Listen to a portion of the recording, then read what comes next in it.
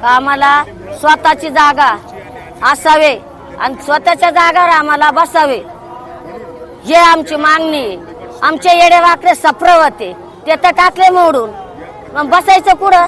उन्हात तर बसेल, बरं उन्हात बसून नाही तरी दादानं आम्हाला शब्द देल होतं का बा तुमचे ज्या टायमाला तुमची सोय मी करीन, तुम्हाला जागा देईन, जे गुन्हेगार आहे ते बाजूला साईडला काढीन आणि जे नाही गुन्हेगार त्यांना तुम्हाला गुंठा किंवा अर्धा गुंठा जागा देईन आणि त्या टायमाला तुम्हाला आम्ही त्याच टायमाला तुम्हाला तुमचे घर मोडू। ते तर नाही केलं दादानं। आज नोटीस आले, दुसऱ्या दिवशी लगेच आमच्या सफरांवर लगेच ते JCB चालून दिलं। कोणा बिडार काढला, कोणा ना काढले, कोणाचे पत्रे फुटले, कोणाचे भांडे फुटले, कोणाचं काही नुकसान झाली। आज माझी 3 दिवसाची ना डिलिव्हरी दवाखान्यातून आणली, अशी रोडवर टाकली तर या JCB वाल्यांना माया दया आली नाही। बरं संघ पोलिस होते, एवढे पब्लिक होती, त्यांना स्वतः डोळ्यानं पाहिली पण त्यांना सुद्धा माया आली नाही आमची का बा मग हे घर तरी सोडा तुम्ही 5 दिवसासाठी किंवा 12 दिवसासाठी रोडवर टाकेल पोर, तरी JCB आमच्या घरावर चालवलं तरी आम्ही त्यांना आडवे आले नाही, त्यांना आम्ही काही म्हणले सुद्धा नाही का तुम्ही का मोडत्या का करीत्या, काहीच म्हणले नाही। पण मग आता असं आमचं म्हणणं आहे, तुम्ही मोडलं, आम्ही आडवे नाही आले तुम्हाला, पण फक्त आमच्या आता आमची राहण्याची सोय करावा, फक्त एवढं आमचं म्हणणं आहे का फक्त आमची राहण्याची सोय करून द्यावा। आमच्या पोरांच्या शाळा बुडू राहिल्या, पाऊस डोक्यावर आला, या पावसात काय करणार आहे? पावसात आमचे खाणार कसे, राहणार कसे आता आम्ही?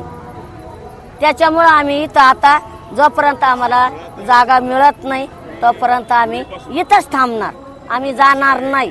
पाऊस येऊ द्या, ऊन पडून द्या, आम्ही इथं स्वयंपाक करणार, इथंच खाणार आणि इथंच बसणार। आता आम्हाला जागा लागते, आम्हाला आमचं पुनर्वसन पाहिजे, जसे आमचे घर मोडले ना तसं आम्हाला पुनर्वसन पाहिजे आणि आमची सोय करून द्यावा। दादानं आले होते, दादानं म्हणले होते का बा ज्या टायमाला तुमचे घर आता मोडत नाही, मी मीटिंग केली होती, मीटिंग करून 8 दिवस झाले फक्त, का बा तुम्हाला तुमची राहण्याची पुनर्वसन मी करीन तेव्हाच तुमच्या सफराला हात लावीन। मग आमचे पुनर्वसन तर झालं नाही, मग सफरा कस काय मोडले? आम्हाला आमचं हक्काचं घर पाहिजे, आम्हाला परत आमच्या हक्काची जागा पाहिजे। आम्ही नाही तर इडच बसू, इडून हलणार नाही, इडच आंदोलन करू, इडच चुली मांडू, इडच स्वयंपाक करू। आम्ही जवळ आमची मागणी पुरी नाही होत त्यावर आम्ही इडच बसू, इडच आंदोलन करू। आम्ही आमची मागणी, आम्हाला आमचं हक्काचं घर पाहिजे, आमचं हक्काचं घर भेटत नाही त्यावर आम्ही इडून हलणार नाही, इडून जाणार नाही। इडं पाऊस आला तरी आम्ही इडच बसून राहू। साहेब, पुनर्वसनाचा आम्हाला 11 तारखेला मी ज्यावेळेस मोर्चा काढला होता त्यांचं मी ऐकून या ठिकाणी शिर्डी शासकीय विश्रामगृहालाच आम्ही त्या ठिकाणी थांबलो आणि त्या ठिकाणी थांबलो का की यांनी मला शब्द दिला की ह्या गोरगरिबांना जाधव साहेब 3 दिवसातच आम्ही जागा देतो, ज्यावेळेस शासन जागा देईल त्यावेळेस त्यांना आपण तिथं बसू।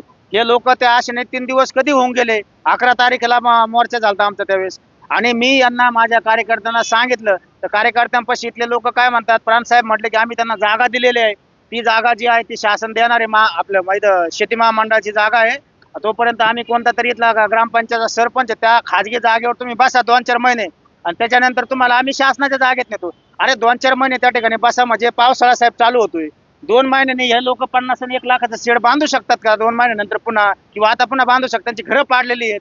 हे बेजबाबदारपणाचं जे हे शासन देत आहे ना, तो त्यांचे हे वक्तव्य बेजबाबदारपणाचं आहे। या ठिकाणी मला एक म्हणायचं आहे, जर तर तुम्ही कोणत्या दादाच्या आणि कोणाच्या पुढाऱ्यांच्या नादी लागून जर या गोरगरिबावर अन्याय करत असताल तर तुम्हाला आम्ही सोडणार नाही। आम्ही मोर्चा आहे ना पहिले काढला होता मार्च महिन्यामध्ये 11 मार्चला, तर ते काय म्हटलं होते 3 दिवसात आहे ना तुम्हाला आम्ही जागा देतो, पण त्यांनी 3 दिवसात आम्हाला जागा दिली नाही, त्याच्यामुळे आम्ही सर्व इकडे आलेलो आहेत। तर आमचं एवढंच म्हणणं आहे, आम्हाला यांनी जागा द्यावा, जसे आमचे घर पाडले तसं आम्हाला घरकुल योजनेचा लाभ देऊन आम्हाला घर बांधून द्यावा, हीच आमची विनंती, दुसरं काहीच नाही।